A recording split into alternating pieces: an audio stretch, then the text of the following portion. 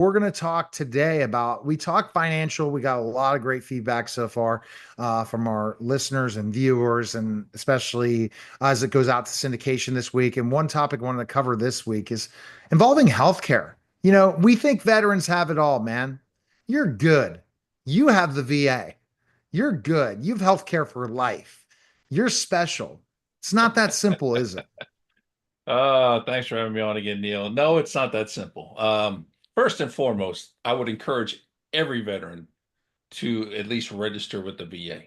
Regardless of what your disability rating is and what have you, there may be some services you can get, but most importantly, the VA is tracking you at that point. And down the road, some things may manifest themselves that warrant being service connected and what have you. So make sure you register with the VA. That's important first step. Um, Second is you got to figure out what's best for you. So based on your disability and the service connection, you're going to have certain services through the VA. You may still need additional insurance for whatever it may be. It could be, something you pick up through a job you land, or maybe you're paying something out of pocket.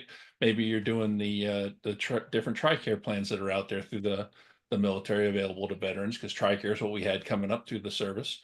So basically you got to sit down and really figure out what's best for you. I find it very, very interesting in the fact is find out what's best. Is it that simple? Is it that easy? Is it something, that it's that you got healthcare and you're good to go?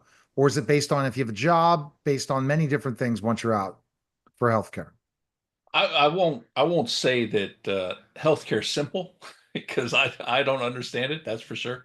There's a lot of different things you got to weigh, and there's different things. Do you want to have a copay? Do you want to see doctors on base still if you're a retiree? And so there's all these different things you got to weigh. And then do you have a family? Do you have small kids? Are your kids older and moved out? Is it just you and your spouse? It could be any number of factors that play into it. So at that point, you got to figure out what's best for you and your family, what's best for you, what's best for anything service related, things like that. And then figure out where you're going to get it.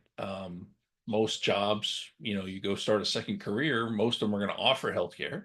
You definitely could go that route. um, but once again, some of them offer multiple, so you got to figure out which one do you want.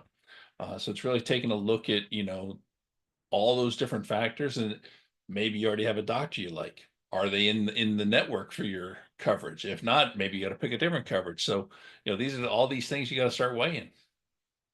And the thing is that the coverage with your job is not always the best coverage compared to what the VA offers, or how does that work?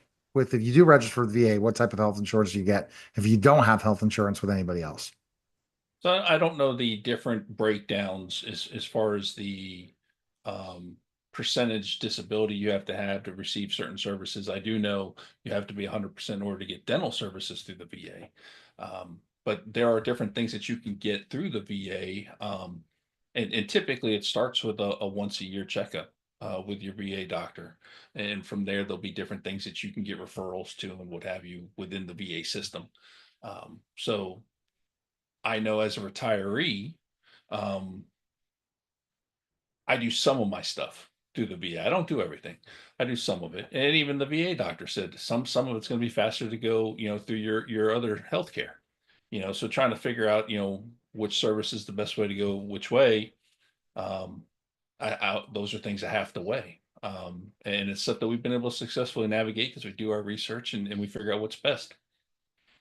All right, that's very, very interesting. And I guess so you think about things. So not every veteran's covered by health insurance. It sounds like just being a veteran if you didn't have a job.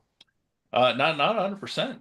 No, I mean there's you still gotta. It's basically like being a regular civilian, right? You have to have the health care, especially if you have a family. You definitely want to have health care, and based on the different percentages and things like that. When it comes to the VA, I think that impacts your overall ability to get certain services, and obviously the service connected piece is a big part of that. So your disabilities that are service connected are definitely covered by the VA. You just have to make sure that they have all the right stuff and that you do your VA claim and all that good stuff. So um, it's all a process that you have to go through. But in the end, many of us still get another healthcare, just like a regular civilian goes and gets healthcare. For especially when it comes to the family.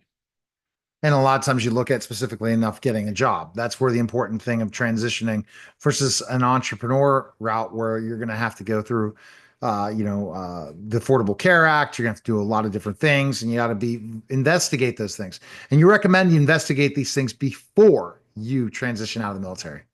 Oh, absolutely. And I would even tack onto that before you do your VA claim, you want to look at life insurance because the last thing you want to do is try to get life insurance after you have been diagnosed with certain disabilities.